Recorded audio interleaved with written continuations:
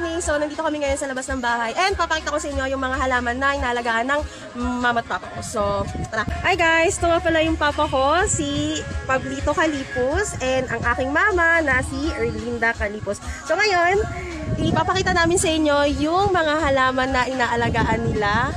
And also, yung mga presyo kung sakaling tinitinda nila ito. Okay? Ay pa, ano yung mga halaman na meron ka dyan?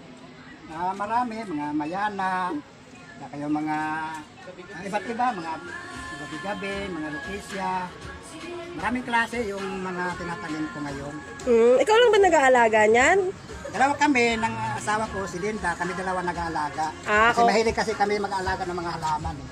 So kailan po kayo nag-start mag-alaga ng mga halaman? Ano na to, nag-umpisa kami siguro mga November lang kasi nag-umpisa kami nag-halaman. Pero marami na kayong halaman ngayon? Opo, marami na rin kasi siyempre, di ba, lockdown, kaya wala naman kaming libangan. Ito na lang ginagawa namin libangan, nagtatanim-tanim kami ng mga halaman para malibang-libang naman kami. Okay, sige. Ano nga po yung mga halaman na meron kayo dyan? Ito, mga mayana, yung ang iba't ibang klaseng mayana yung tinatanim namin. Wow, binibenta niyo po ba yan? O, pag may bibili, binibenta namin. Kung wala, parang display lang namin sa bahay namin. So kung pag binibenta niyo, mga magkano naman po yung presyo niyan? Halimbawa, katulad nito, pwede na ito mga 150. Ito, pwede 100 kung gusto lang nila na bibili. Hindi naman ito kamahalan eh. So ibig sabihin, nagbibigay din po kayo ng discount? Opo. Maraming klase itong mga yung dinidisplay namin. Kaso lang yung iba, hindi ko binibenta. Parang display lang kasi ito eh. Ano po bang mga halaman yan? Kung gusto nilang bibili, ito, bibinta ko na lang ito. Ano po ba yan? Alocasia na variegated. Wow. Ang niya, variegated niya. Kung sakaling bibenta niyo po yan, mga magkano po yan? Siguro ito, kahit ibinta lang siguro namin ng 350, okay na siguro. Oh guys, 350 lang, pero Tapos di ba? Medyo maliit-liit, kahit 300. Tawad pa yan. May tawad pa yan kung gusto nila. Pero ganito, 300. Pero binibili nyo rin po ba yan sa labas? O iningi nyo lang, tapos tinanim nyo na? Yung iba, binibili namin, tulad nito, binibili namin, kaso lang, hindi pa rin namin ibibenta to kasi ano pa lang ito eh. Parang mother plan pa lang to. Wala pang ibig sabihin, wala pa siyang anak. Pahanapin muna namin para ibenta. Okay. So yung iba, binili nyo po, tapos yung iba, hinihingi? Yung iba, hinihingi lang namin sa mga kilala namin, kaibigan. Okay. Ikaw, ma, anong mga tanim mo dyan? Anong meron ka dito? Ito, zebra plant. Anong tawag dyan? Zebra. Zebra. Pag bibenta mo yan, magkano yan? 150. 150. Wow. Ito, alocasia, 350. 350, ang laki. Maganda eh, Maganda yan siya. Madali lang po ba yan tumubo? Madali lang yan. Hindi naman masilan masyado. Hindi siya maselang. Ito, 100. Ano pong tawag dyan? Gabi-gabi din ko pagkabagabi. Okay. Ito, hindi pa namin ibibintang ko kasi wala pang anak siya pero pinapatanim lang to sa kapitbahay ko. Ano po ba yan? Gabi-gabi, pinatanim to ni Madsnita sa akin. Okay. Ito, gabi-gabi. Ito. Tag 150. Yan. So ibig sabihin, meron po palang iba-ibang kulay yung gabi-gabi. Mayroon. Iba-ibang kulay. Okay. Ito. Ito.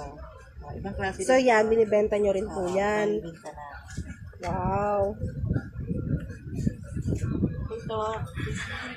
Pero hindi pa namin ito pambinta kasi wala pa kami mga anak. Ano pong tawag? Fish lily. Ito. Fish lily. Okay. Ano po ba yan? Kulang Meron kaming Doña Carmen pero wala pa siyang anak. Meron po ba kayong ginagamit na fertilizer or mga pataba para gumanda yung halaman ninyo? Ano lang, Ano po? nagsuko kami ng pitchin. Betchin. Pampano po yun? Pampabulaklak at saka pangkataba. Saan nyo naman po natutunan yun? Ano namin sa YouTube din. Sa YouTube lang din. Kaya sinusubok din namin.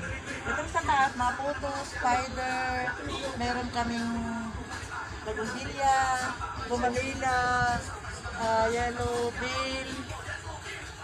Iba-ibang klase sa taas. Guys, ito yung terrace namin. So taas, makikita nyo, marami pa kaming halaman. Ayan.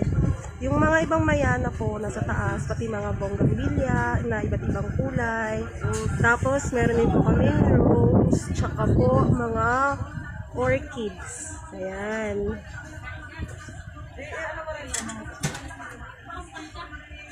Kailangan po ba yan diligan araw-araw? Ay, oo. Mas lalo ngayon mainit ang panahon, kailangan talaga araw-araw. Para din siya tao, na kailangan malamigan din ang katawan. Kasi pag hindi mo rin siya madiligan araw-araw, nalalanta ka sobrang init ngayon ang panahon. Paano naman masasabi mo sa mga gustong manghingi ng mga halaman, mga kamag-anak mong gustong manghingi ng halaman? Ade, kung gusto nilang hihingi, okay lang naman sa amin kung gusto nilang hihingi. Magbigay naman kami kung available yung mga halaman namin na pwedeng pambigay. So, ibig sabihin, hindi nyo lang siya talaga libangan. Hindi, bukod, libangan nyo siya, tapos kung sakaling may gusto bumili, edi bibenta nyo po. Oo, pang binta rin, pang gustong bibili. Pero yung mga halaman namin, yung parang display lang naman namin sa aming bahay. Para, yun, Pagkanda. umaga, malilibang kami sa halaman namin pag tumitingin kami sa paligid. At ano naman po masasabi niyo sa mga gusto ding maging plantito, plantita? Gustong mag-alaga ng mga halaman? Di na sa yan, sa pagsisikap mo na gusto mong maghalaman, kailangan kunting tsaga lang, kunting sipag, para gumaganda yung mga halaman yung paghalimbawa, katulad nito. Tsaga-tsaga lang na hindi mo rin sila pababayaan. Kailangan mo silang alagaan para gumanda naman yung pagtubo nila.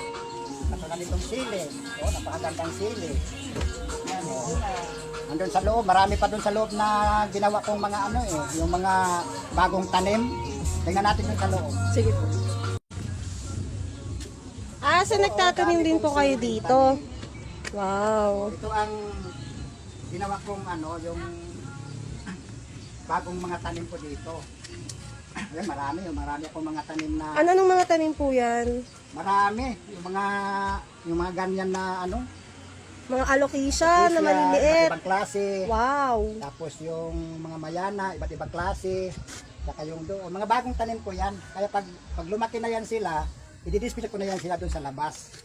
Yun, marami akong pitsay, tanim. Yan.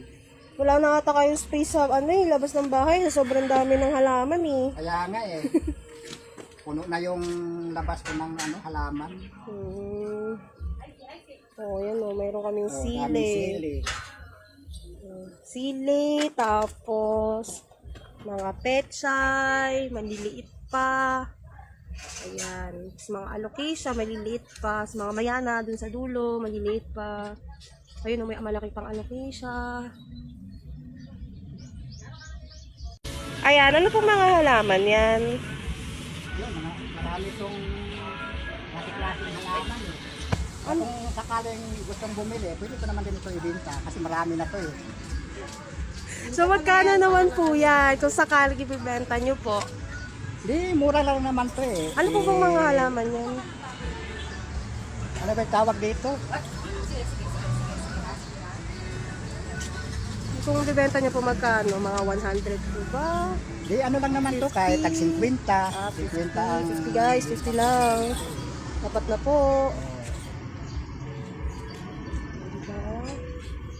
So, yung dun sa loob, yung mini garden namin. Tapos, meron kami dito sa gate. Ayan. Tapos, dito ulit.